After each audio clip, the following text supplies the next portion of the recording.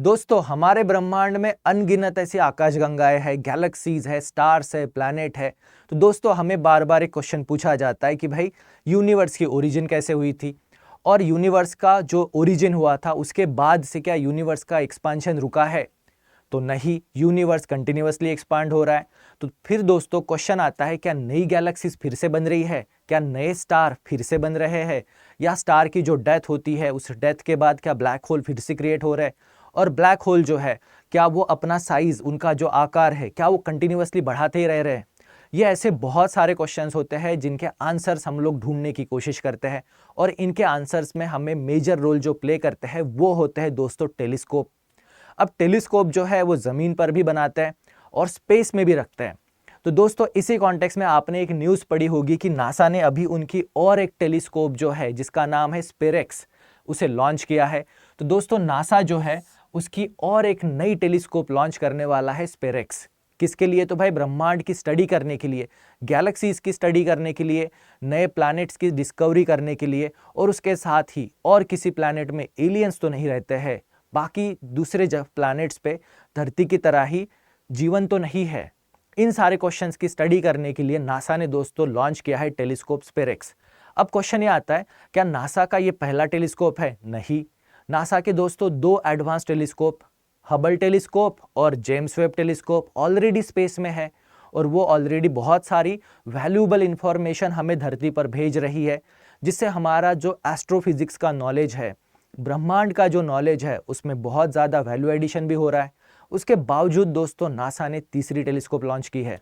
तो फिर हमारे सामने क्वेश्चन आता है कि भाई इतनी ज़्यादा टेलीस्कोप लॉन्च करना और इतनी ज़्यादा डिफरेंट डिफरेंट इंफॉर्मेशन एक्वायर करने के पीछे लॉजिक क्या है? तो दोस्तों इन सब के पीछे एक लॉजिक है, वो ये है कि हम इंसानों के, हम ह्यूमंस के ना तीन एक क्वेश्चंस है, तीन बड़े क्वेश्चंस, जिन क्वेश्चंस का आंसर अभी तक हमें नहीं मिला है, या जो भी आंसर हम लोग मान के चल रहे हैं उससे हम लोग सेटिस्फाइड नहीं है।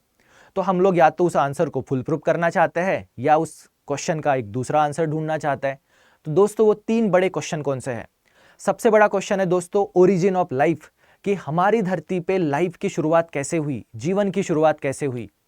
और उसी से रिलेटेड दूसरा क्वेश्चन है हमारा, क्या पूरे ब्रह्मांड में, इतने बड़े ब्रह्मांड में जहां पे मिलियन बिलियन गैलेक्सीज है, स्टार्स है, प्लैनेट है, उनमें से क्या सिर्फ धरती ऐसा इकलौता प्लैनेट है जहां पर जीवन है, लाइफ है, या कहीं और भी दूसरे प्लैनेट में लाइफ है? यानी दोस्तों हमें एलियन ढूंढने हैं। तो देखिए हमारे दो बड़े क्वेश्चंस हो गए कि भाई धरती पे लाइफ स्टार्ट कैसे हुई, और अगर धरती पे लाइफ स्टार्ट हो सकती है तो बाकी प्लैनेट पे भी लाइफ स्टार्ट होनी चाहिए। तो क्या ब्रह्मांड में एलियंस भी है? तो हमें उन्हें ढूंढना है। ये दो बड़े क्वेश्चन। और तीसरा क्वेश्चन जो इन सब से भी बड़ा है वो है दोस्तों कि ब्रह्मांड की निर्मिति कैसे हुई, यूनिवर्स का ओरिजिन कैसे हुआ। अब यूनिवर्स के ओरिजिन के लिए आप सबने एक थ्योरी सुनी होगी जिसका नाम है बिग बैंग थ्योरी, कि बिग बैंग थ्योरी एक्सप्लेन करती है कि भाई यूनिवर्स की ओरिजिन कैसे हुई थी। तो दोस्तों हम लोग बिग बैंग थ्योरी को प्रूव करना चाहते हैं, क्योंकि वो थ्योरी है, उसके लिए भी हम प्रूफ ढूंढ रहे हैं। और जेम्स वेब टेलीस्कोप ने हमें इतनी सारी इंफॉर्मेशन दी है जिसने हमारी जो अंडरस्टैंडिंग थी ब्रह्मांड के ओरिजिन के बारे में, यूनिवर्स के ओरिजिन के बारे में, या बिग बैंग थ्योरी जो थी उसके कुछ बेसिक कंसेप्ट को उसने चैलेंज करना भी शुरू कर दिया है। तो इसीलिए दोस्तों नासा जो है और टेलीस्कोप लॉन्च कर रही है ताकि इन तीनों क्वेश्चंस के आंसर हमें करेक्टली मिल सके। तो फिर दोस्तों क्वेश्चन आता है, क्या भारत इसके लिए कोशिश नहीं कर रहा है? तो जी हाँ, भारत भी इसके लिए कोशिश कर रहा है। भारत की भी खुद की एक स्पेस में टेलीस्कोप है, और भारत के ग्राउंड बेस भी टेलीस्कोप है। और आप सबने तो आदित्य L1 के बारे में सुना होगा। आदित्य L1 मिशन हम लोगों ने दोस्तों स्पेशली सन को स्टडी करने के लिए लॉन्च किया है। तो वैसे ही क्या हमने स्पेस को स्टडी करने के लिए भी टेलीस्कोप लॉन्च की है, या भारत फ्यूचर में ऐसी कोई टेलीस्कोप लॉन्च करना चाहता है? तो इन सारे पॉइंट्स को आज हम लोग देखने वाले हैं, और ये सारे क्वेश्चंस दोस्तों बहुत इंपॉर्टेंट है। तो उसी कॉन्टेक्स्ट में हमें समझना है दोस्तों कि नासा की जो नई टेलीस्कोप है स्पेरेक्स, अब ये जो स्पेरेक्स है इसका साइज आप देख सकते हो कैसा है। तो ये मेगाफोन की तरह इसकी डिजाइन है, और इस टेलीस्कोप को नासा लॉन्च करेगी दोस्तों 28 फरवरी, 28 फरवरी को इस मेगाफोन साइज के टेलीस्कोप जिसका नाम है स्पेरेक्स, इसे लॉन्च किया जाएगा, वो भी स्पेसएक्स कंपनी के फाल्कन 9 रॉकेट से। स्पेसएक्स का फाल्कन 9 रॉकेट, और इसे लॉन्च करेंगे दोस्तों कैलिफोर्निया में जो उनका बेस स्टेशन है वहां से। अब ये स्पेस टेलीस्कोप कितने साल तक एक्टिव रहेगी, इसकी लाइफ कितनी होगी? तो इस मिशन की लाइफ होगी दोस्तों 2 साल। 2 साल ये स्पेस में एक्टिवली डिस्कवरी करेगी। और इसका ऑब्जेक्टिव क्या है, इस टेलीस्कोप के पीछे का ऑब्जेक्टिव? इस टेलीस्कोप के पीछे का ऑब्जेक्टिव है दोस्तों फॉर्मेशन ऑफ यूनिवर्स। अब formation of universe, big bang theory, तो ये बिग बैंग थ्योरी के लिए और सबूत जुटाएगी या कोई दूसरी मेथड ढूंढेगी जिससे हमें पता चले कि भाई यूनिवर्स की ओरिजिन कैसे हुई थी। उसके साथ ही दोस्तों ये ना कॉस्मिक रेडिएशन को भी स्टडी करेगी, कॉस्मिक हिस्ट्री, कि भाई गैलेक्सीज की ओरिजिन कैसे हुई, गैलेक्सीज के बीच में डिस्टेंस जो बढ़ रहा है उसके पीछे का रीज़न क्या है, या गैलेक्सी एक दूसरे से कितनी स्पीड में ट्रैवल कर रही है। इस तरह के बहुत सारे क्वेश्चंस को ये ढूंढेंगी, कॉस्मिक हिस्ट्री को ये ढूंढेंगी। उसके साथ ही दोस्तों वाटर और लाइफ फॉर्मिंग मॉलिक्यूल, देखिए धरती पे जीवन की ओरिजिन में पानी और कार्बोहाइड्रेट्स, जिन्हें हम लोग हाइड्रोकार्बन्स भी कहते हैं, हाइड्रोकार्बन्स जो है ये लाइफ वाले मॉलिक्यूल है जो मेजर रोल प्ले करते हैं। अब ये मॉलिक्यूल और पानी स्पेस में धरती के अलावा और कहाँ कहाँ पे मिलता है, इससे हम पता कर सकते हैं कि स्पेस में धरती के अलावा भी कहीं और लाइफ तो शुरू नहीं हुई है। ये 3 बड़े ऑब्जेक्टिव्स को लेकर इस स्टडी को बढ़ाने के लिए दोस्तों नासा ने स्पेरेक्स ये टेलीस्कोप लॉन्च करने का प्लान बनाया है, जो लॉन्च होगी 28 फरवरी को। तो दोस्तों फिर क्वेश्चन आता है, ये जो स्पेरेक्स है जिसका साइज जो है वो मेगाफोन की तरह है, इसका फुल फॉर्म भी तो होगा। तो देखिए इसका एक बहुत लंबा चौड़ा फुल फॉर्म भी है, spectrophotometer for history of universe, Ipoh of reionisation and ice explorer. तो दोस्तों ये ऐसा इतना इसका लंबा चौड़ा एक्सप्लेनेशन है स्पेरेक्स। अब ये जो स्पेरेक्स है तो दोस्तों ये स्पेस में जाने के बाद फोटो लेगी। अब इमेजेस जो आएंगी वो इमेजेस कौन से लाइट स्पेक्ट्रोमीटर में आएगी, ये वाला पॉइंट याद रखना होता है। तो दोस्तों ये जो स्पेरेक्स है ये इंफ्रारेड लाइट में, इंफ्रारेड लाइट और ऑप्टिकल लाइट इन दोनों में फोटो लेगी। अब यहाँ पर दोस्तों आप इन इमेज को देख सकते हो, ये 4 इमेजेस जो है ये चारों डिफरेंट लाइट स्पेक्ट्रम में ली गई है। तो इसलिए देखो आपको यहाँ पे चारों डिफरेंट इमेजेस दिखती है। तो दोस्तों लाइट स्पेक्ट्रम जो है वो भी मैटर करता है, वो भी हमें यूनिवर्स के बारे में बहुत एडिशनल इंफॉर्मेशन बताता है, जिसको हम लोग अभी स्टडी भी करने वाले हैं। तो दोस्तों स्पेरेक्स जो है ये न्यूबॉर्न स्टार और ओल्ड स्टार, इनके डिफरेंस को हम लोग इस लाइट स्पेक्ट्रम से पता कर सकते हैं। 2 गैलेक्सीज के बीच में कितना डिस्टेंस है उसमें भी ये हेल्प करता है। और दोस्तों हमें कॉस्मिक स्ट्रक्चर कि भाई ब्रह्मांड जो है हमारा यूनिवर्स जो है, क्या वो फ्लैट है, क्या वो ऐसे कर्व है, या वो जिगजैग फॉर्म में है, इसके बारे में भी हमें इंफॉर्मेशन ये स्पेरेक्स जो है ये प्रोवाइड करेगा। अब दोस्तों लाइट का स्पेक्ट्रम जो आता है तो उसमें देखिए एक विजिबल लाइट का स्पेक्ट्रम होता है। ये ऐसी लाइट है जो हमारी आंखों से दिखाई देती है, जिसे इंसान देख सकता है। पर इसके अलावा भी और लाइट के स्पेक्ट्रम होते हैं, जैसे कि इंफ्रारेड है, अल्ट्रावायलेट है, माइक्रोवेव है, एक्सरेज है, गामा रेज है। इन्हें हम लोग अपनी आंखों से देख नहीं सकते, पर हम लोग ऐसे इक्विपमेंट, ऐसे कैमराज बना सकते हैं जो इन लाइट स्पेक्ट्रम की फोटोज ले और उन इमेजेस को स्टडी करके हमें बहुत सारी इंफॉर्मेशन मिल सकती है। तो दोस्तों फिर यहाँ पे क्वेश्चन आता है, क्या ये इकलौती टेलीस्कोप है जिसे नासा ने लॉन्च किया है? तो नहीं। तो दोस्तों नासा की सबसे ओल्डेस्ट टेलीस्कोप जो है वो है दोस्तों हबल टेलीस्कोप, और इस हबल टेलीस्कोप को इन्होंने लॉन्च किया था 1990s में, 1990 में, और इसकी लाइफ थी दोस्तों 31 ईयर्स। और ये हबल टेलीस्कोप जो है ये फोटो जो लेती थी स्पेस के, ये यूज़ करती थी दोस्तों अल्ट्रावायलेट लाइट और विजिबल लाइट। अल्ट्रावायलेट और विजिबल ये 2 स्पेक्ट्रम में ये टेलीस्कोप फोटोज लेती थी। फिर नासा ने दोस्तों इससे एडवांस एक टेलीस्कोप लॉन्च की जो हबल की सक्सेसर भी थी, वो थी दोस्तों जेम्स वेब टेलीस्कोप। अब ये जो जेम्स वेब टेलीस्कोप है इसे लॉन्च किया था 2021 में, और इसका लाइफ स्पैन था दोस्तों 10 साल का।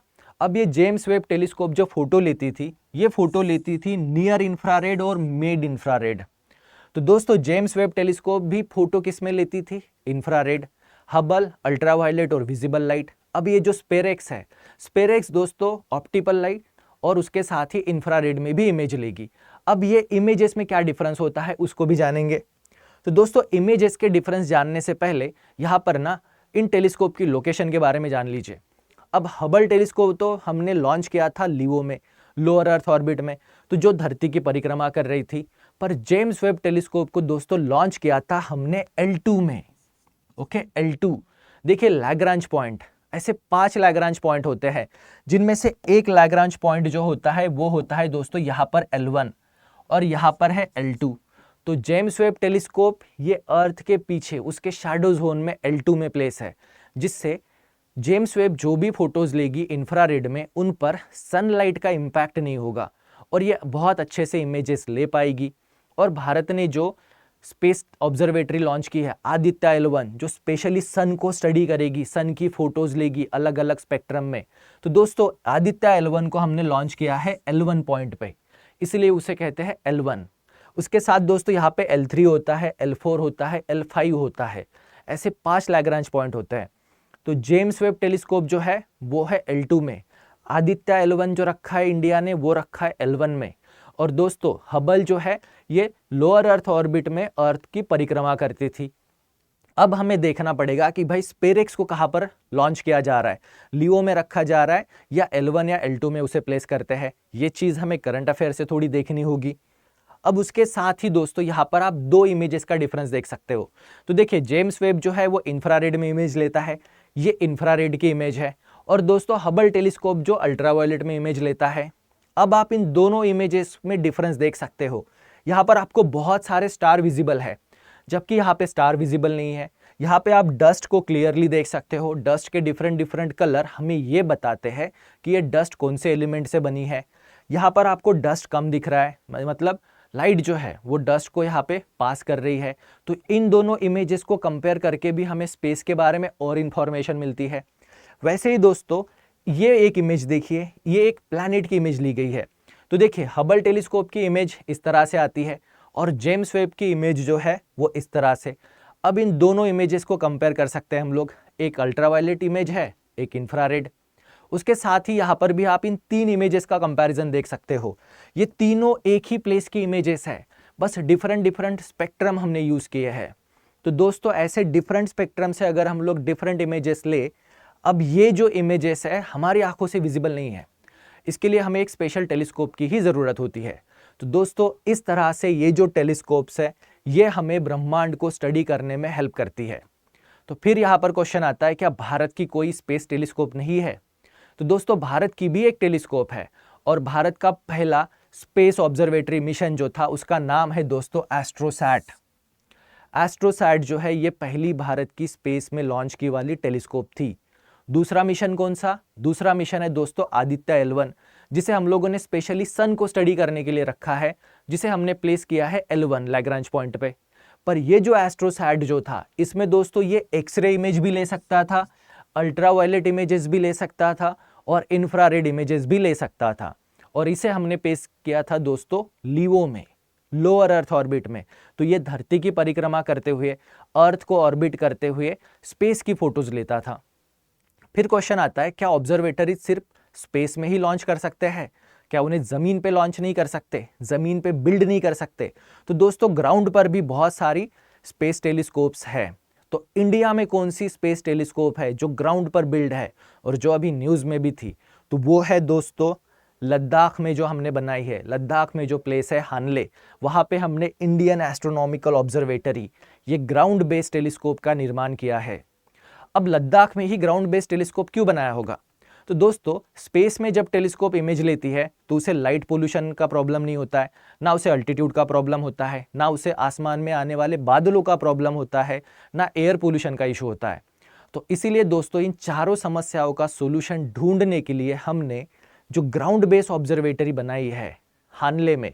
लद्दाख में क्यों? तो लद्दाख में हाई अल्टीट्यूड है, तो हाई अल्टीट्यूड के वजह से दोस्तों आसमान इन्हें मोस्ट ऑफ द टाइम साफ मिलता है, तो ये क्लियर इमेजेस स्पेस के ले सकते हैं। उसके साथ ही यहाँ पर दोस्तों लाइट पोल्यूशन कम है, एयर पोल्यूशन कम है और अल्टीट्यूड का फ़ायदा भी होता है, और यहाँ पे स्काई भी क्लियर होता है। इन सारी चीज़ों को ध्यान में रखते हुए जो ग्राउंड बेस्ड टेलीस्कोप्स है उन्हें दोस्तों हाई अल्टीट्यूड एरियाज़ में, माउंटेन एरियाज़ में बनाया जाता है। और इसीलिए इंडिया की जो एस्ट्रोनॉमिकल ऑब्जर्वेटरी है हानले, ये लद्दाख में बनाई गई है। और दोस्तों उसके साथ ही भारत की स्पेस में भी टेलीस्कोप है जिसका नाम है एस्ट्रोसैट। अब ये तो इन्फॉर्मेशन हो गई दोस्तों स्पेस टेलीस्कोप के बारे में।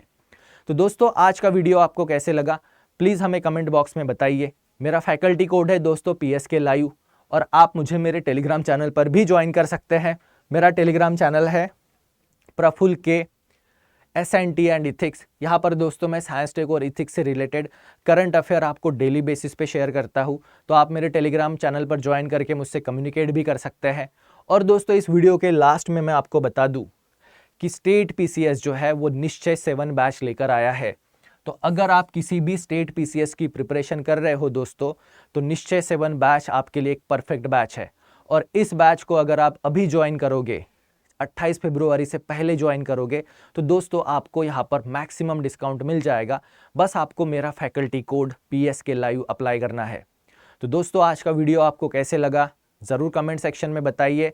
Thank you very much, best of luck.